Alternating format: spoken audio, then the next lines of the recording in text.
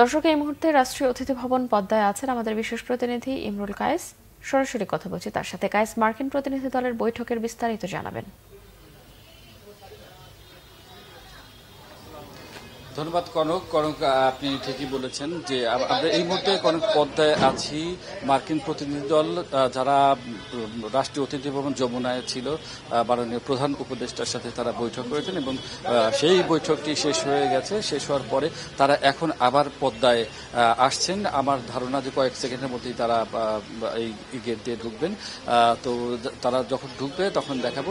আপনাকে বলে রাখি যে পদ্মায় এখন যে ইভেন্টটি হবে সেটি হচ্ছে যে বাংলাদেশের পররাষ্ট্র সচিব যিনি রয়েছেন জসিমউদ্দিন, তার সাথে দ্বিপক্ষীয় বৈঠক হবে এই রাষ্ট্রীয় অতিথি ভবন পদ্মায়। এবং এটি একটি ওয়ার্কিং বৈঠক, একটি ওয়ার্কিং লাঞ্চ এবং বৈঠক। এই বৈঠকে খেতে খেতে তারা আসলে দুই দেশের সম্পর্ক নিয়ে আলোচনা করবেন।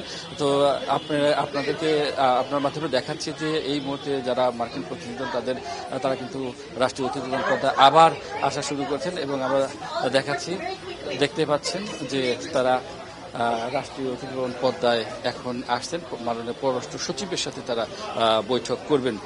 কনক, এর ফাঁকে আপনাকে জানিয়ে রাখি যে আমরা জানি যে এই সফরে অন্যতম একজন সদস্য ডোনাল্ড লু এসেছেন, মার্কিন সহকারী পররাষ্ট্রমন্ত্রী, কিন্তু তিনি বাংলাদেশে আসার আগে দিল্লি হয়ে এসেছেন, অর্থাৎ দিল্লিতে তিনি দুদিন কাটিয়েছেন, তারপরেই তিনি বাংলাদেশে এসেছেন। তো সেই থেকে ধারণা করা যায় যে যুক্তরাষ্ট্র বাংলাদেশের সাথে এই মুহূর্তে দিল্লির কী ধরনের সম্পর্ক চাচ্ছে, ভারতের কী ধরনের সম্পর্ক চাচ্ছে, সেই বিষয়টা কিন্তু এই আলোচনায় প্রাধান্য পাবে।